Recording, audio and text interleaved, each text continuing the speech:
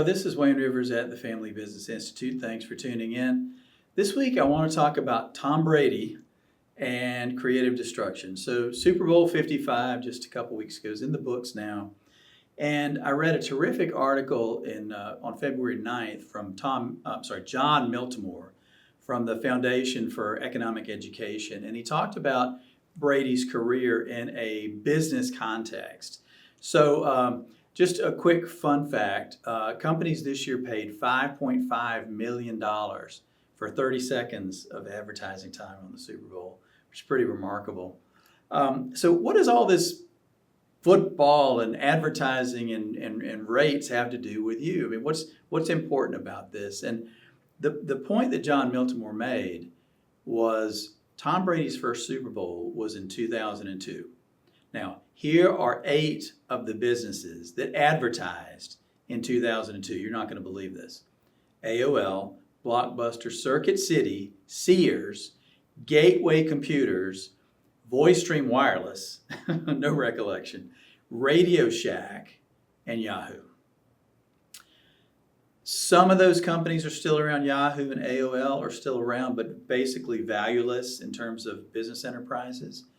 Blockbuster was huge. If you remember, before my wife and I were married, we spent lots of time in the weekends at Blockbuster stores selecting movies. They had 9,000 plus stores and 84,000 plus employees at one time, if you can believe that. Now they have one store left. Circuit City was featured in the Jim Collins book, Built to Last, as one of the great companies that innovated and would be around forever. Circuit City's gone. They declared bankruptcy and they're gone now. Sears once had a store in every town, large and small, in America. They're down to 60 stores now. The point that Miltimore makes and that I want to amplify is that it's really, really difficult to stay on top. These businesses were on top in 2002. In 2021, 19 short years later, shells of their former selves. So what does it take to stay on top? How can you keep your company on top? How can you keep your people motivated and happy and growing and be a sustainable business enterprise? Joseph Schumpeter was an economist, and he developed a term called creative destruction. Creative destruction describes what goes on in the marketplace. It's what happened to Sears. What happened to Blockbuster? Well, the person who started Netflix was a member of Blockbuster, and he hated the late fees. Late fees were actually a big part of their business model. He couldn't stand the late fees, and he started Netflix as a response to the late fees charged by Blockbuster, and basically they outcompeted Blockbuster, and look at the relative two companies now. That's good for the marketplace. Creative destruction is good for the marketplace because innovators outcompete people who don't innovate and don't change. So it's bad for us in our individual businesses because we don't want to be outcompeted. We don't want to be out-innovated. So 6 tips when it comes to your company. How do you avoid being a victim of creative destruction? And how can you stay relevant in your business? And how can you compete? All right, the first one is, how do you differentiate yourself? I know Dennis talked about this in a blog a few weeks ago. How do you differentiate? If you can't differentiate your company, you're always going to have to compete on price. And you're just a commodity. So you've got to find a way to differentiate in the marketplace. There was a great book on this subject 20 years ago called Blue Ocean Strategy. It's a good book if you haven't read it. All right, second thing, are you humble and willing to listen? One of the problems successful people, successful contractors, successful consulting firms, one of the problems we have is we've been successful for a long time, and we can say, why do I need to change? Why do I need to listen? Why do I need to innovate? Look at how successful we've been. All this stuff here is a result of the stuff that we built. Why do we need to change?